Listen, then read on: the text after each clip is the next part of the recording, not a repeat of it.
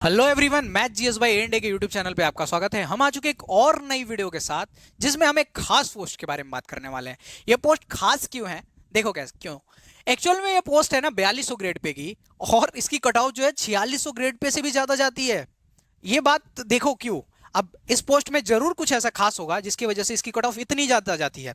तो इस वीडियो में हम पूरी बात करेंगे कि जॉब के बारे में क्या इन्फॉर्मेशन है, eligibility, exam, power, salary, job profile and promotions के बारे में पूरी वीडियो में जानेंगे। ठीक है, ये एक्चुअल में मेरे को लगता है कि one of the best post है जो यूपीएससी की प्रिपरेशन कर रहे हैं या जिनको थोड़ा सा लेजी हैं। तो आगे चलते हैं इस वीडियो में। अगर बात की जाए तो ये वीडियो बेस्ड होगा कि पहले तो सारी इंफॉर्मेशन दूंगा, उसमें वीडियो में ये भी होगा कि आप कैसे डिविजनल अकाउंटेंट बन सकते हैं। क्योंकि इस जॉब में आपको भी पता है कि ये डिविजनल अकाउंटेंट, अगर नहीं पता है तो मैं बता देता हूं।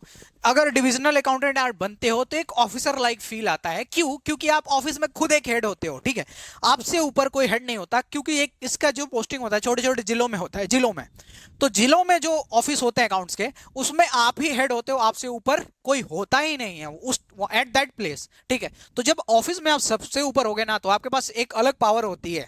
ठीक है, आपके ऊपर से कोई डांटने वाला नहीं होता। जैसे इनकम टैक्स के ऑफिस में बहुत सारे आईटीओ होते हैं, आईआरएस के ऑफिसर्स होते हैं, पर इसमें आपके ऊपर कोई नहीं होने वाला। तो इसीलिए ये पोस्ट जो है बहुत ज्यादा खास होने वाली है।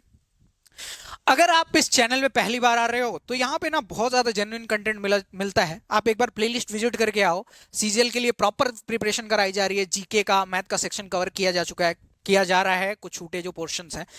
एक बार प्लेलिस्ट आप विजिट करके आओ। अगर आपको अच्छा लगता है, अगर आपको लगता है कि जेन्युइन कंटेंट है, एक बार आप टेलीग्राम जाके देखो कि हाँ उसमें जेन्युइन कंटेंट है कि नहीं है। सारी जो भी चीजें पढ़ाई जाती हैं वो टेलीग्राम पे अपलोड कर दी जाती हैं। अगर आप देखते हो और आपको लगता है कि हाँ चीजें ठीक हैं, बहुत अच्छे से किया जा रहा है, तो एक बार सब्सक्राइब करके देखो। चलो, तो इस वीडियो में क्या क्या बात करने वाले हैं मैं फिर से बता देता हूँ। एग्जाम कौन सा दोगे कि आप यहां तक पहुंच पाओगे, कौन सा एग्जाम दोगे कि आप यहां तक पहुंचोगे, और डिविजनल अकाउंटेंट तक।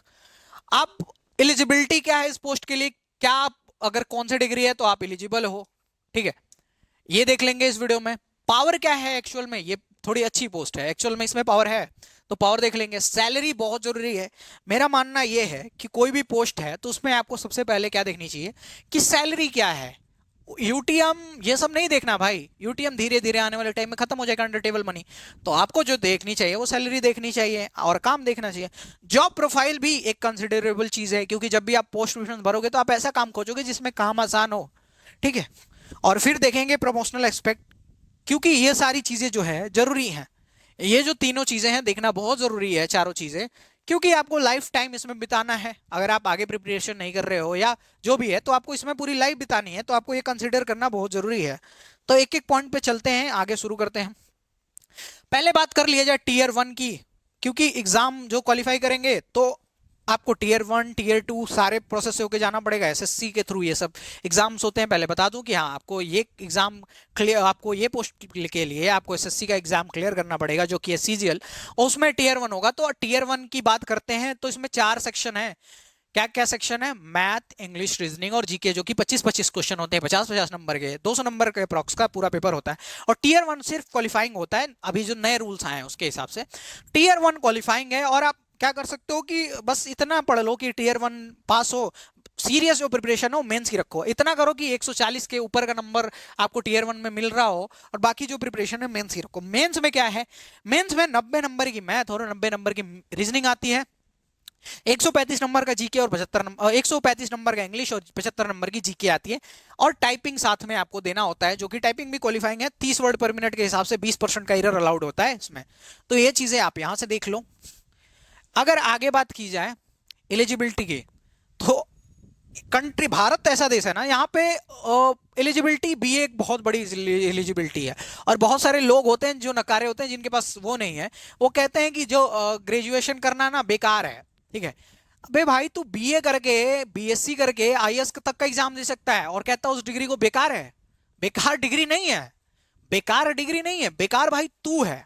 ठीक है, पता है क्यों? क्योंकि वही बीए करके लोग आईएएस बन रहे हैं, वही बीए करके लोग इंस्पेक्टर बन रहे हैं, वही बीए करके लोग बिजनेस भी कर रहे हैं। ठीक है, अगर एमबीए कर लिए तो बिजनेस भी कर रहे हैं। तो वही ग्रेजुएशन सिंपल करके लोग बहुत ऊंचाई तक हैं और तू जहां का है वहीं पे है, क्योंकि तेरे पास एक एक्सक्यूज है कि मैंने एक बेकार सी डिग्री कर ली है। वो एक्सक्यूज जिस दिन तू हटाएगा उस दिन आगे चला जाएगा। ठीक है, तो एलिजिबिलिटी की बात की जाए तो आप 30 साल से कम के होने चाहिए, मतलब 18 से 30 एज जो है। ठीक है, उसके बाद आप ग्रेजुएट होने चाहिए, कोई भी ग्रेजुएशन चलेगा, आप चाहे बीटेक हो या बीए हो या बीएससी हो, कुछ भी हो आपको चलेगा। ओके, अगर आगे बात की जाए पावर की, तो मैं इस पोस्ट को एक पावरफुल पोस्ट मानता हूं, एक ऑफिसर लाइक पोस्ट मानता हूं। क्यों? क्योंकि मैंने आपको स्टार्टिंग में ही बताया, क्योंकि ऑफिस में आप ही होगे जो आपसे ऊपर कोई ऑफिसर होगा नहीं। उस पर्टिकुलर ऑफिस में आपके ऊपर बहुत सारे ऑफिसर हैं, उस पर्टिकुलर ऑफिस में आप सबसे ऊपर हो, क्योंकि छोटे छोटे जिलों में पोस्टिंग होती है। तो आप उस ऑफिस में हो तो आपके ऊपर कोई नहीं है कि जो आपके ऊपर नजर रखे आप क्या काम कर रहे हो, आपको कोई बोलने वाला उस वहां पे नहीं है। तो एक ऑफिसर लाइक पोस्ट है। दूसरी किसी पोस्ट में ये है नहीं, हर पोस्ट में आपको ऊपर एक ऑफिसर मिलेगा जो आपको सुबह शाम सुना सकता है और दिक्कत हो जाती है। तो इस पोस्ट में बहुत सारी, ये सबसे बड़ी पावर है। उसके बाद जो वर्क है, वर्क जो है अकाउंट से रिलेटेड है, अकाउंट चेक करते हो, आप रिपोर्ट पे पेश करते हो, तो इसलिए ये पोस्ट को मैं पावर्स में मानता हूं कि हाँ इसको ग्रीन किया जा सकता है कि हाँ पावरफुल पोस्ट है। सीएसएस को मैंने पावरफुल नहीं किया था क्योंकि नहीं थी। अगर बात की जाए जॉब प्रोफाइल, क्योंकि आपको एक जिंदगी भर काम यही करना है तो आपको एक जानना तो होगा कि क्या काम है। तो देखो, इसका जो बेसिकली काम होता है ना, मंथ एंड में होता है। कब होता है? मंथ एंड में। इसीलिए हम इसको कहते हैं ना कि यार काम बहुत कम है। इसीलिए लोग जो भी यूपीएससी की प्रिपरेशन करना चाहते हैं वो इसको कंसिडर करते हैं अपने लिए। क्यों कंसिडर करते हैं? क्योंकि काम कम है, टाइम ज्यादा मिलेगा, तो आप जो प्रिपरेशन कर पाओगे। हाँ, लेकिन हो सकता है ऑफिस, देखो ऑफिस तो आपको जाना ही पड़ेगा। हो सकता है कि वहीं आप बुक लेके पढ़ो, पर ऑफिस आपको जाना पड़ेगा, ये बात मानो। अब ये नहीं रहा है कि आप 3-3 महीने ऑफिस नहीं गए और आपकी सैलरी घर पे आ रही है। तो देखो, कीपिंग, इसका काम क्या है? Keeping division record. आप जिस भी डिवीजन में पोस्टेड हो वहां के अकाउंट्स के जो भी सारे रिकॉर्ड है वो रखोगे। क्यों? क्योंकि ये सीएजी डिपार्टमेंट के अंदर में आता है। सीएजी जो भारत के पैसे जितने खर्च हो रहे हैं जिस भी ऑफिस में, उसका नजर रखता है। तो आप क्या करोगे? जितने भी डिवीजन के अकाउंट से सब चेक करोगे, बिल्स बिल्स बनाओगे, आप बिल्स को देखोगे। उसके बाद जो भी फाइनेंशियल रिपोर्ट है कि हाँ यहाँ का ये भी ये चल रहा है, ये फाइनेंशियल रिपोर्ट है, आप सीएजी तक भेजोगे बना के। उसके बाद ऑडिट में आपका बड़ा सा रोल होगा, ऑडिट ऑफिसर होते हैं, उसमें आपका एक बहुत बड़ा रोल होने वाला है। और भी बात करें, जैसे जो मेन काम नहीं है एक्चुअल में, साल में एक आध बार जो काम करने पड़ते हैं, बजट का जब बजट पारित होता है 300 बहुत सारे सजेशंस लिए जाते हैं बजट से सेक्शन में। क्यों सजेशन लिए जाते हैं? देखो, ऊपर जो बैठा है ना उसको ऐसे ही अंदाजा नहीं लग जा रहा कि हाँ इतना इसमें डाल देते हैं, इतना इसमें डालते नहीं। उनको ऐसे नहीं पता चल जाता कि रेलवे में इतने लाख करोड़ डाल दो, यहाँ ये कर, नहीं भाई, वहां छोटे छोटे जो ऑफिसर्स बैठे हैं, जो ऑडिट करते हैं, जो रिपोर्ट्स बनाते हैं कि हाँ इतनी नीड है यहाँ पे इतने, तो उस हिसाब से बजट में जाता है इनके रिपोर्ट्स, और सारे जगह का जब इकट्ठा कर दिया जाता है तो पता चलता है कि हाँ इतने पैसे की इस डिपार्टमेंट में जरूरत है।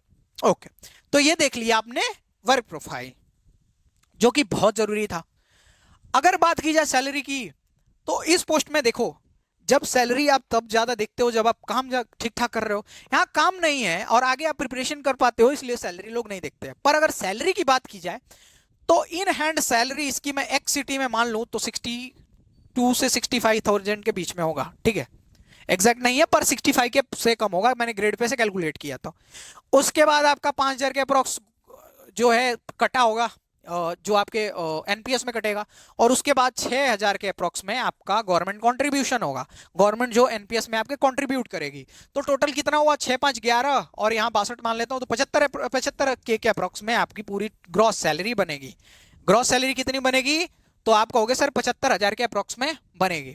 तो इसलिए जॉब अच्छी है। मैं सिंपल शब्दों में कहता हूं कि मेरे को ये पर्टिकुलर जॉब बहुत अच्छी लगती है। अगर बात की जाए प्रमोशन की, तो इसमें प्रमोशन के बहुत अच्छे चांस है अगर आप एसएएस क्लियर कर पाते हो, एसएससी क्लियर कर पाते हो, एसएएस क्लियर कर पाते हो। एसएएस क्या है? एक डिपार्टमेंटल एग्जाम होता है जो सीएजी डिपार्टमेंट में होता है, सिर्फ सीएजी डिपार्टमेंट में होता है। 3 साल के बाद आप क्या हो सकते हो, इसके लिए एलिजिबल हो सकते हो। 3 साल के बाद इसके लिए आप एलिजिबल हो जाओगे। और जब एसएएस एग्जाम दे के अगर आप एग्जाम पास कर लेते हो, बहुत ज्यादा टफ होता नहीं है, पास कर लेते हैं, 10 में से 8 लोग पास कर लेते हैं, तो पास कर लेते हो तो आप 4-5 साल में क्या बन जाओगे? एग्जाम अगर मान लो 3 साल बाद एलिजिबल हो रहे हो, 1-2 साल लग जाएंगे आपको एग्जाम पास करने में, तो डबल एओ बन जाओगे। उसके 10 साल के प्रमोशन के बाद आप डबल एओ बन जाओगे। यहां तक लोग पहुंच पाते हैं, सीनियर डबल एओ, यहां तक एक्चुअल में जिस पोस्ट से आप पहुंच जाते हो। यहां पर भी लोग पहुंचते हैं पर बहुत कम लोग पहुंचते हैं। ठीक है, डीएजी तक।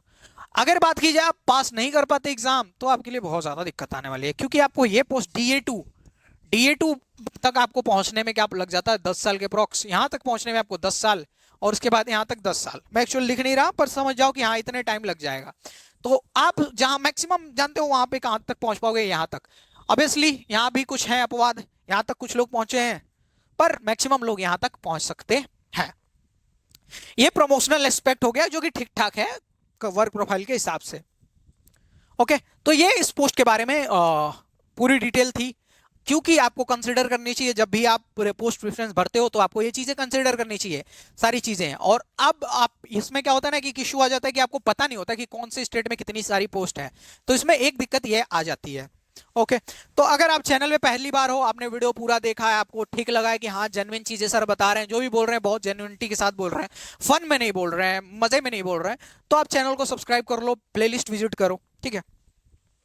अगर बात की जाए आप कंप्लीट तैयारी एसएससी की फ्री में करना चाहते हो, आप इन पोस्ट को जो मैंने बताया है इनको लेना चाहते हो, तो मैथ आप पढ़ सकते हो मेरे से। मैथ्स का कोर्स मैंने पूरा कंप्लीट पढ़ाया हुआ है, और अपने यूट्यूब चैनल पे आप प्लेलिस्ट विजिट करो, पूरा कोर्स आपको मिल जाएगा। मैंने 10 से ज्यादा एग्जाम क्लियर किए हुए, CGL including. Okay, air force clear किया हुआ है, 3 बार सीडीएस क्लियर किया हुआ है। उसके बाद आ जाते हैं जीके के सेक्शन पे। अगर जीके के सेक्शन आप कवर करना चाहते हो तो कुछ घंटों में आपको हिस्ट्री मिल जाएगी, कुछ घंटों में पॉलिटी मिल जाएगी। बाकी ऐसे, क्योंकि ये सर ने ना सिविल सर्विसेज का मेंस लिखा हुआ है, अखंड प्रताप सिंह सर नाम है इनका। और सिविल सर्विसेज का मेंस लिखना अर्ली एज में बहुत बड़ी बात होती है, क्योंकि 22-23 साल के हैं और उन्होंने मेंस लिख दिया है। तो इस बात को आप कंसिडर करें और ध्यान से जाके प्लेलिस्ट विजिट करें, हो सकता है आपको एक फ्यूचर के लिए गाइडेंस मिल जाए, और एक छोटी सी चीज आपको एक सही रास्ते पे ला सकती है।